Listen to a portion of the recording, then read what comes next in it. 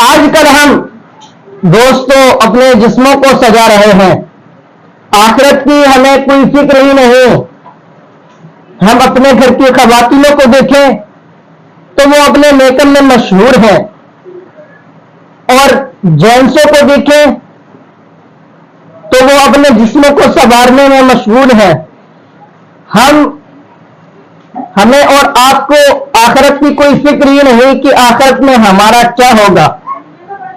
ہمیں یہ بھی معلوم ہے کہ موت برحق ہے، موت سب کو آنی ہے، کل نفس ذائقۃ الموت، ہر شخص کو موت کا مزہ چکھنا ہے۔ دوستو، ہمیں آخرت کی کوئی فکر ہی نہیں۔ کیا ہمارے آخرت میں کہ ہمارے دوست ساتھ دیں گے، کہ ہمارے بھائی یا بہن، کہ ہمارے ماں باپ ساتھ دیں گے؟ دوستو نہیں، جب حشر کا میدان ہوگا تو شاعر نے کس انداز میں لکھا ہے، زمین تانبے کی ہوگی، آسماں فولاد کا ہوگا۔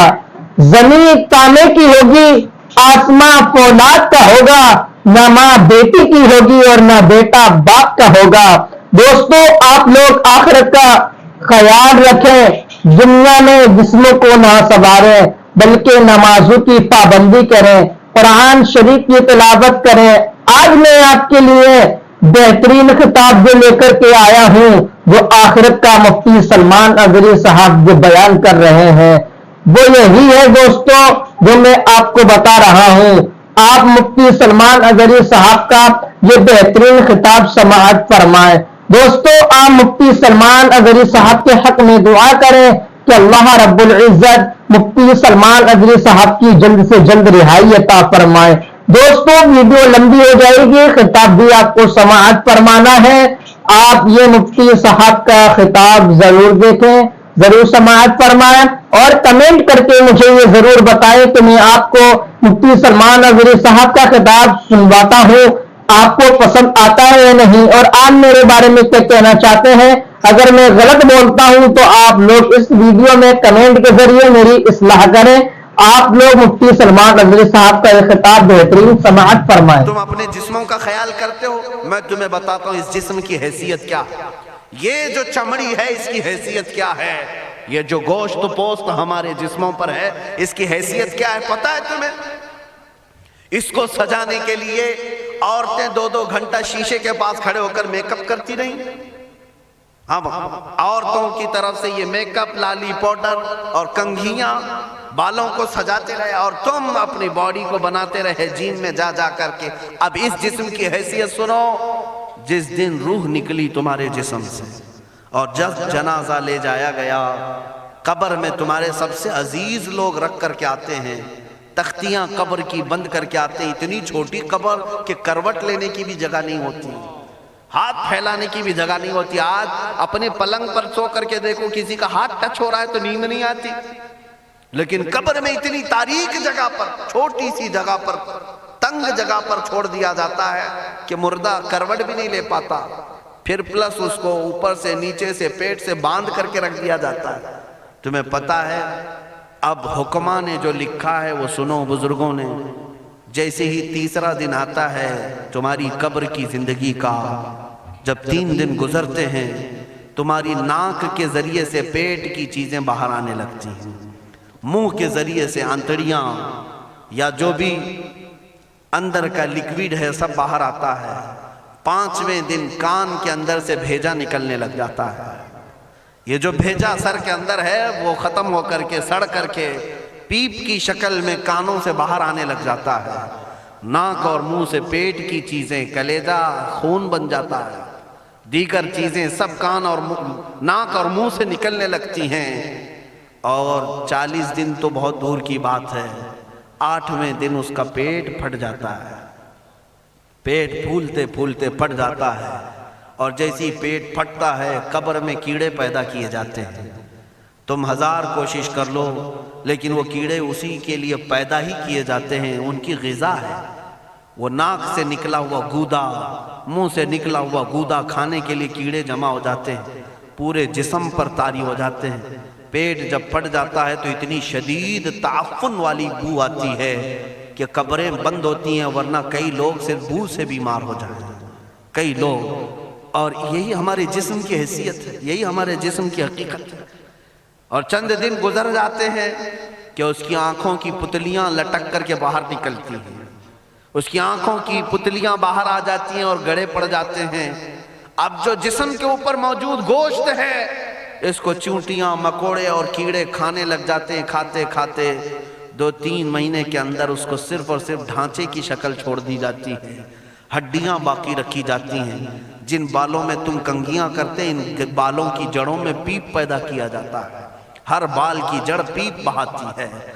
اور جن چہروں پر تم پاؤڈر لالی لگا کر کے اس کو سجایا کرتے، آئینے میں کھڑے ہو کر ان چہروں پر اللہ تبارک و تعالیٰ ایسی جھریاں پیدا کرتا ہے۔ یہ تو عام لوگوں کی بات، اور اگر گنہگار ہیں تو ان کے چہروں پر بچھو چھوڑ دیے جاتے ہیں، بچھو چھوڑ دیے جاتے ہیں۔ کئی لوگوں کی قبروں پر سانپ ان کی ناک کو ڈستے رہتے ہیں اور ان کا گودا پیتے رہتے ہیں۔ سانپوں کا عذاب، بچھوؤں کا عذاب، یا قبر کے عذاب کے ساتھ یہ جسم گلا دیا جاتا ہے، ہڈیوں کے سوا کچھ نہیں باقی رہتا۔ تم کیا سمجھتے ہو مرنے کے بعد احساس نہیں ہوگا؟ مرنے کے بعد ہر درد کا احساس دگنا کر دیا جائے گا۔ آج زندگی میں جتنا تمہیں چونٹی کاٹنے سے درد ہوتا ہے، مرنے کے بعد یہ درد 10 گنا زیادہ بڑھ جائے گا۔ تمہیں اور درد ہوگا، اور درد ہوگا۔ یہی جسم جو کیڑوں کی غذا بن گیا، کفن ختم ہو گیا، ہمارے جسم میں پیٹ کا گودا باہر آ گیا، آنکھوں سے کانوں سے ساری چیزیں لکوڈ ختم کر دی گئی، بھیجا کانوں سے بہہ کر کے نکل آیا، بچا کیا ہمارے پاس؟ جس جسم کو ہم سجاتے رہے، سنوارتے رہے، اس پر ہزاروں پیسے بہاتے رہے، یہ جسم 40 دن کے اندر کیڑوں کی غذا بن گیا، سب ختم ہو گیا۔ میرے عزیزو، ہر انسان کے جسم کے ساتھ قبر یہی کرتی ہے۔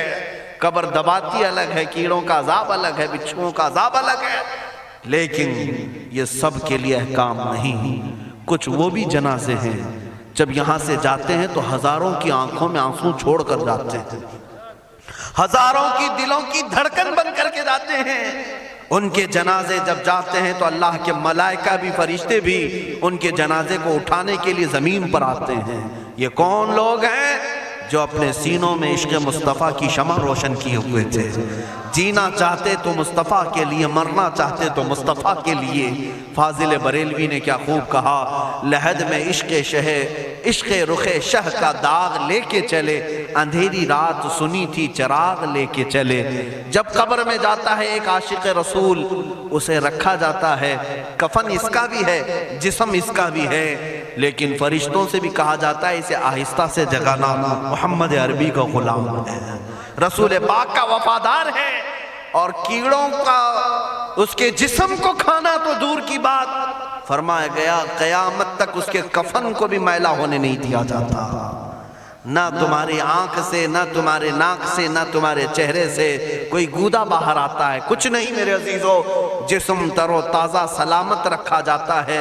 1000 سال کیا 10,000 سال گزر جائیں، حوادث زمانہ بھی آئیں، لیکن اس کی قبر میں اس کا جسم سلامت رکھا جاتا ہے۔ اب تمہارے ہاتھ میں فیصلہ ہے کون سا جسم بنانا چاہتے ہو، وہ جو کیڑوں کی غذا بن جائے، یا وہ جس پر فرشتے بھی اتر کر سلام بھیجیں۔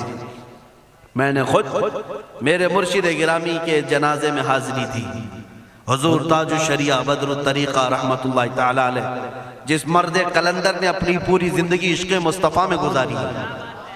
آج تم نعرے لگاتے ہو تاج الشریعہ تاج الشریعہ، ان کے شب و روز دیکھے تھے کبھی؟ ان کی صبح اور شامیں دیکھی تھی کبھی؟ بہت پیر ہوں گے جو باہر پیر ہوں گے، اندر پیر ہوں گے، لیکن تاج الشریعہ کو میں نے اندر بھی دیکھا ہے، باہر بھی دیکھا ہے۔ آنکھیں بند بھی ہوتی، آنکھوں سے اگر کوئی چیز نظر بھی نہیں آ رہی ہوتی، تب بھی اتنا خیال ہوتا کہ کہیں سطر تو نہ کھل گیا ہو، کہیں پائجامہ اوپر تو نہیں ہو گیا ہو۔ سونے کے حالت کی بات کر رہا ہوں، کوئی نہ ہو تب بھی یہ خیال باقی رہتا۔ کون سا ایسا دن گزرتا جب وہ دلائل الخیرات نہیں پڑھ رہے ہوتے، قصیدہ بردہ شریف نہ پڑھ رہے ہوتے، ہزاروں سفر کی مصروفیات کے باوجود حضور پاک کی محبت کے نغمات میں کوئی کمی نہیں آئی۔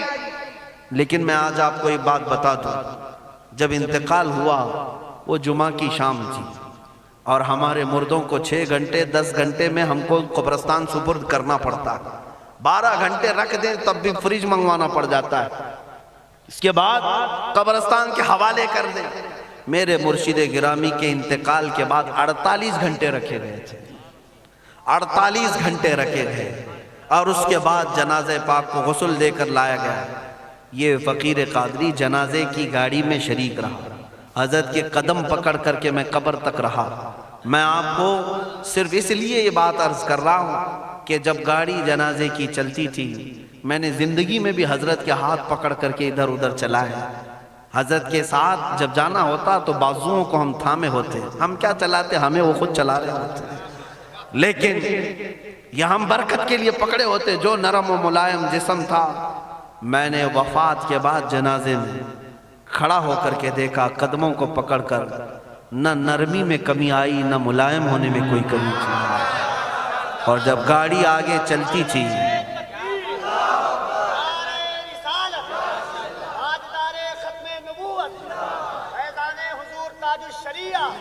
جب آپ گاڑی جنازہ جس پر رکھا ہوا تھا چلتی تھی، تو میرے عزیزوں زندگی میں جس طرح جسم نرم ملائم تھا، میں نے دیکھا کہ گاڑی جب اس کے دھڑکے ہوتے تھے ادھر ادھر، تو پیٹ مبارک اور سینے مبارک ویسے ہی ہلتا تھا جیسے کسی زندے کا ہلتا۔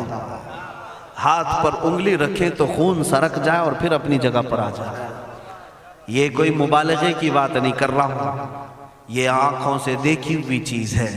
اور قبر انور میں رکھنے کے بعد جب ان کے صاحبزادے اور داماد نکل کر کے آئے، تو تھوڑی دیر کے بعد ہم نے دیکھا کہ چہرہ خود بخود قبلے کی طرف تھا۔ ہم اپنے مردوں کو رکھواتے ہیں، لیکن اس عاشق رسول نے اپنا چہرہ پہلے سے قبلے کی طرف کر لیا۔ یہ کرامات کہیں یا زندگی کی حقیقت کہیں، حقیقی بات تو یہ ہے جو مصطفیٰ کی یاد میں جاتا ہے۔ اس نے کیا ہی خوب کہا شاعر کہ میرے جنازے پہ رونے والوں فریب میں ہو بغور دیکھو، میرے جنازے پہ رونے والوں فریب میں ہو بغور دیکھو، مرا نہیں ہو غم نبی میں لباس ہستی بدل گیا۔ ہاں، مرا نہیں ہو غم نبی میں لباس ہستی بدل گیا ہوں۔ ان عاشقوں کا حال یہی ہوتا ہے کہ یہ مر بھی جاتے ہیں، انتقال کر بھی جاتے ہیں، تو بس لباس بدلتا ہے، لیکن زندگی پہلے سے اور بلند ہوتی ہے۔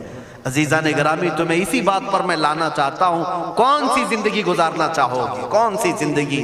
یا عیاشوں کی، یا نچنیوں کی، یا مجرا کرنے والوں کی، ان ظالموں کی جو جہنم کی طرف تمہیں لے جانے کے لیے تیار بیٹھے ہیں؟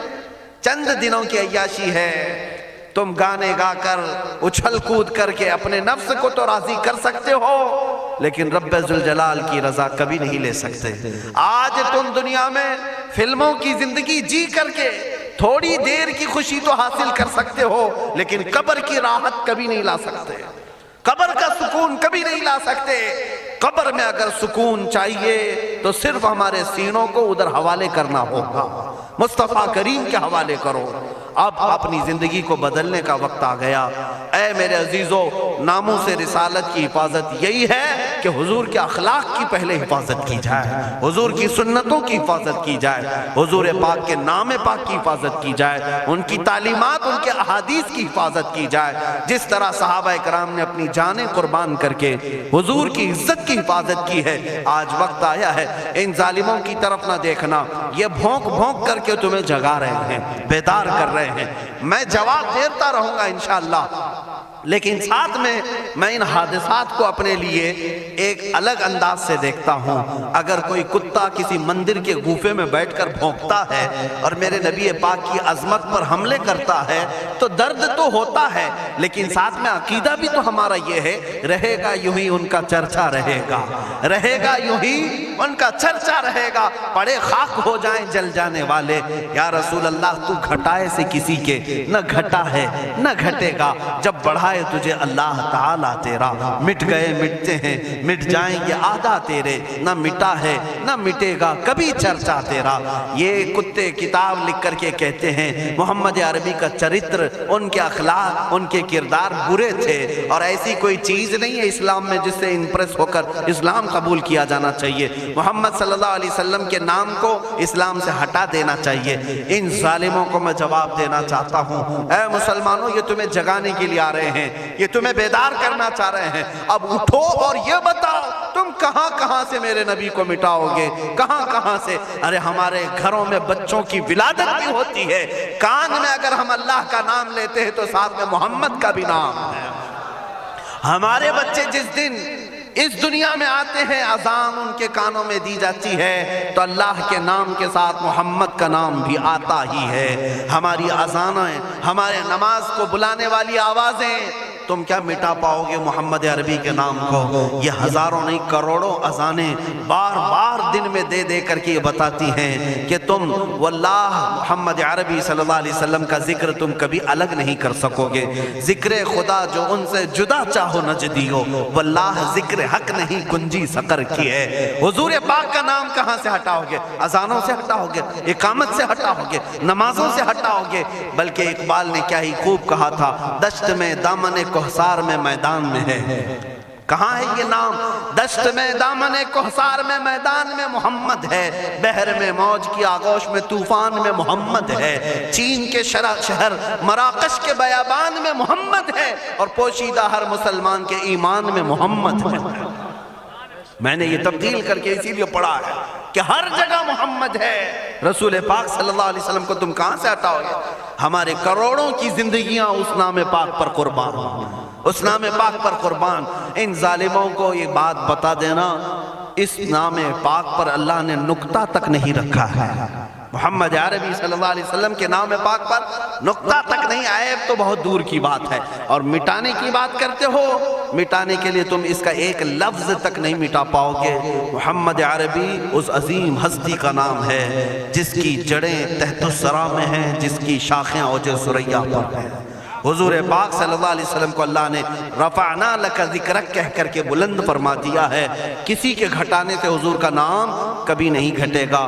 میں عظمت مصطفیٰ کے لیے بارگاہ اعلیٰ حضرت کا سہارا لیتے ہوئے مسلمانوں تم سے یہ بات کہنا چاہوں گا، بتلا دو گستاخ نبی کو غیرت سنی زندہ ہے، ان کے نام پہ مر مٹنے کا جذبہ کل بھی تھا اور آج بھی ہے۔ تم بھوکتے رہو میرے نبی کی شان پر اور ہم سنی کہتے رہیں گے سب سے اعلیٰ و اولا محمد ہے، سب سے اولا و اعلیٰ محمد ہے، سب سے بالا و والا محمد ہے، دونوں عالم کا دولہا محمد ہے، اپنے مولا کا پیارا محمد ہے۔ بجھ گئی جس کے آگے سبھی مشعلیں، شمع وہ لے کر آیا محمد ہے۔ خلق سے اولیاء، اولیاء سے رسول اور رسولوں سے اعلیٰ محمد ہے۔ ملک کونین میں انبیاء تاجدار، تاجداروں کا آقا محمد ہے، جس کے تلووں کا دھون ہے آب حیات، ہے وہ جانے مسیحا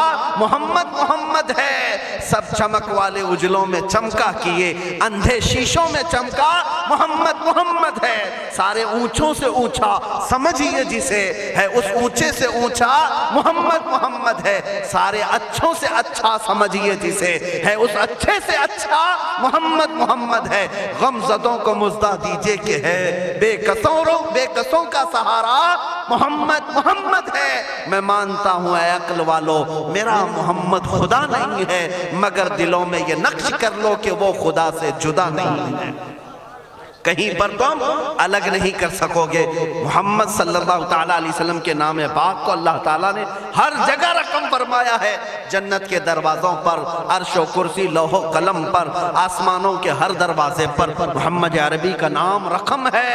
دنیا کے ہر گوشے میں وہ نام پاک موجود ہے۔ ہو نہ یہ پھول تو بلبل کا ترنم بھی نہ ہو، چمن دہر میں کلیوں کا تبسم بھی نہ ہو نہ یہ ساقی تو میں بھی نہ ہو، خم بھی نہ ہو، بزم توحید دنیا میں نہ ہو، تم بھی نہ ہو۔ خیمہ افلاک کا استادہ اسی نام سے ہے، نبض ہستی تپش آمادہ اسی نام سے ہے۔ وہ جو نہ تھے تو کچھ نہ تھا، وہ جو نہ ہو تو کچھ نہ ہو، جان ہے وہ جہان کی اور جان ہے تو جہان ہے۔ بس آخر میں میرا یہی مشورہ سب سے ہے کہ محمد سے وفا تو نے تو ہم تیرے ہیں، یہ جہاں چیز ہے کیا لوح و قلم تیرے ہیں۔ اٹھو قوت عشق سے ہر پست کو بالا کر دو، دہر میں نام محمد سے اجالا کر دو۔ مولا کریم اس جلسہ پاک کو اپنی بارگاہ میں قبولیت عام عطا فرمائے۔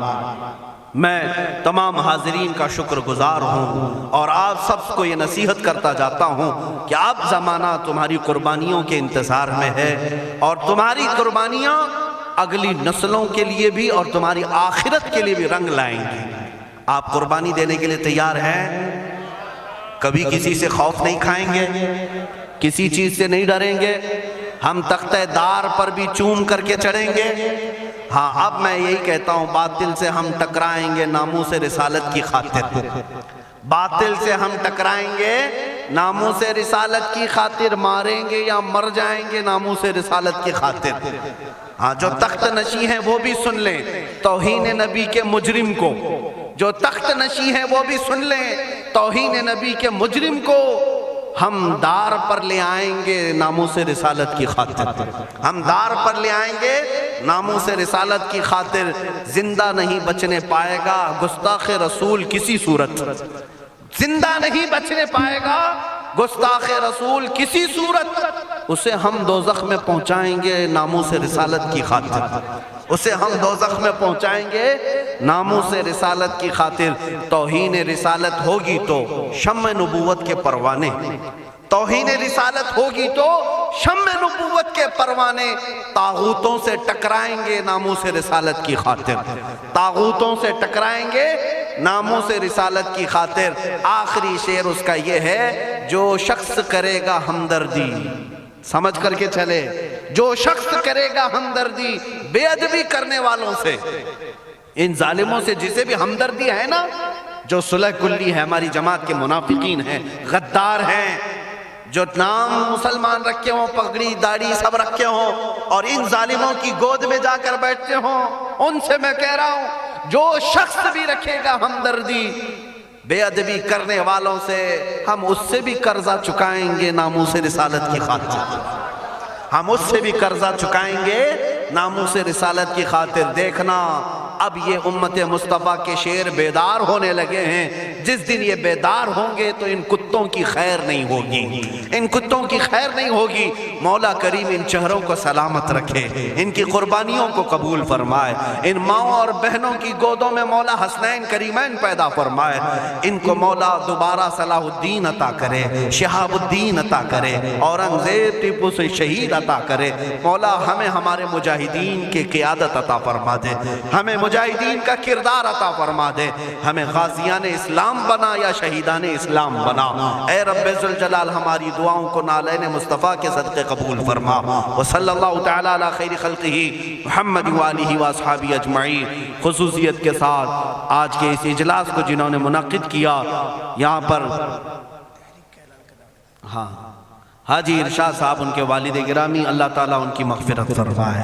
یہ اتنا عظیم جلسہ ہے، اتنا عظیم جلسہ ہے، ناموس رسالت تاجدار ختم نبوت کے نام پر یقیناً رسول اللہ تک یہ سارا معاملہ فرشتے پہنچائیں گے، اور ساتھ ہی اس کی خیرات مرحوم کی قبر تک بھی جائے گی انشاءاللہ۔ آئندہ ہمارے یہی رواج بھی ہونے چاہیے، ہماری شادی بیاہ ولیمے ساری چیزوں میں ہم لاکھوں کے پیسے پٹاخوں میں نہیں اڑائیں گے، حضور کی محبت میں میلاد کر کے خرچہ کریں گے، حضور کے نام پر خرچہ کر کے کریں گے۔ کیوں؟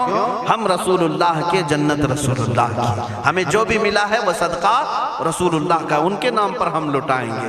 اور یہ اعلان سن کر کے چلیں، انشاءاللہ العزیز آپ تک بھی علماء آئیں گے۔ ہم نے ابھی چند روز قبل، یہ کافی دنوں سے، کئی مہینوں سے ہمارے ذہن میں تھا، وہ میں نے حیدرآباد کی سرزمین سے شروع بھی کیا۔ آج آپ کے سامنے بھی اعلان کرتا ہوں کہ ہم نے تحریک کی ایک بنیاد رکھی ہے، جس تحریک کا نام ہے تحریک فدا کا یا رسول اللہ، تحریک فدا کا یا رسول اللہ۔ اس میں مخصوص وہ جوان اپنی خدمت دینے کے لیے جوائن ہو سکتے ہیں، جڑ سکتے ہیں، جن کو حضور پاک کی وفاداری کرنی ہے، حضور پاک کی بارگاہ میں اپنی قربانی پیش کرنی ہے، وہ جوان اس تحریک سے وابستہ ہوں۔ اور ہر علاقے میں ان کا سب سے پہلا کام یہی ہوگا کہ نوجوانوں کو حضور کے نام پر بیدار کرنا شروع کر دیں، بیدار کرنا شروع کر دیں۔ اس کے بعد اب ہم قبر میں بھی جائیں گے، ہمیں ٹینشن نہیں ہوگا، فکر نہیں ہوگی، اس لیے کہ امت جاگ چکی ہوگی اور قرضہ لے رہی ہوگی۔ انشاءاللہ یہ اپنا قرضہ اتار رہی ہوگی، اگرچہ ہم قبر میں بھی جائیں گے، لیکن آپ کے لیے صرف ذمہ داری اتنی ہے کہ اب بیدار کرنے کے لیے اس تحریک سے وابستہ ہوں، اور بات کریں گے تو صرف حضور کی بات کریں گے۔ اور اسٹیج والوں سے بھی میں کہتا ہوں، شورا سے بھی میں کہتا ہوں، ہماری تعریف کم کر دیں، تھوڑی سی ہمارے لیے نعرے لگانا کم کر دیں، اب یہ ختم کریں اس رواج کو۔ اب اس منبر سے بھی اگر کوئی بات ہوگی تو صرف رسول اللہ کی بات ہوگی، کیونکہ جب بادشاہ ہمارے پاس ہے تو وزیروں کی بات کیا کریں؟ بادشاہ ہے رسول اللہ کی ذات، تعریف ہوگی تو صرف رسول اللہ کی ہوگی۔ ہماری تعریف میں اپنے متعلق کر رہا ہوں، باقی آپ دوسرے ائمہ اکرام کا ضرور نعرہ لگائیں، علامہ اظہری صاحب آئیں ضرور نعرہ لگائیں، استقبال کریں۔ میں اپنی جانب سے میرے متعلق کہتا ہوں، میں تعریف کے قابل نہیں۔ جب حضور کی شان میں گالیاں دی جا رہی ہوں اور ہم اپنی عزت کروا رہے ہیں، یہ ہمیں زیب نہیں دیتا، یہ مجھے زیب نہیں دیتا۔ اس لیے اب نعرہ بھی لگے تو صرف رسول اللہ کے نام کا لگے، حضور پاک کی عزت کا۔ اور اعلیٰ حضرت نے بھی ہمیں یہی سکھایا ہے، حشر تک ڈالیں گے ہم پیدائش مولا کی دھوم، مثل فارس نجد کے قلعے گراتے جائیں گے، خاک ہو جائیں عدو جل کر مگر ہم تو رضا، دم میں جب تک دم ہے ذکر ان کا سناتے جائیں گے۔ کس کا؟ ان کا، حضور کا ذکر کرتے رہیں گے۔ اعلیٰ حضرت کا مشن یہی تھا، ان کا مسلک بھی یہی تھا، انہیں جانا انہیں مانا، نہ رکھا غیر سے کام، للہ الحمد میں دنیا سے مسلمان گیا۔ اعلیٰ حضرت کا قلم کبھی دوسروں کی تعریف نہیں کرتا تھا، کرومد ہے اہل دول رضا، پڑے اس بلا میں میری بلا، میں گدا ہوں اپنے کریم کا، میرا دین پارہ نہ نہیں۔ یہ اعلیٰ حضرت کا مسلک ہے، اسی پر ہم سب کو قائم ہونا ہے۔ اب پیروں کی، فقیروں کی، وزیروں کی، سارے لوگوں کی باتیں اپنے اپنے طور پر بعد میں کی جائے گی، اب بات کی جائے گی تو صرف بادشاہ اعظم کی جائے گی، صرف رسول اللہ کی بات کریں۔ اللہ تعالیٰ آپ سب کو سلامت رکھے، اس تحریک کو اللہ تعالیٰ برکت عطا فرمائے۔ رضا کمیٹی کو جنہوں نے بنیاد رکھا تھا، جیسے مولانا روشن زمیں صاحب نے مجھے خبر دی تھی، رئیس القلم علامہ ارشد القادری صاحب قبلہ کی یہاں قربانیاں رہی ہیں، اس مرد قلندر کی تربت پر مولا لاکھوں سلام اتارے ہیں، لاکھوں رحمتیں اتارے، اس لیے کہ وہ ہمارے امت کے ایک ایسے عالم تھے جس پر آخری سانس تک میں فخر کروں تو کم ہے، اس لیے کہ ایسا مرد مجاہد امت میں 100 سالوں میں بھی نہیں ملتا۔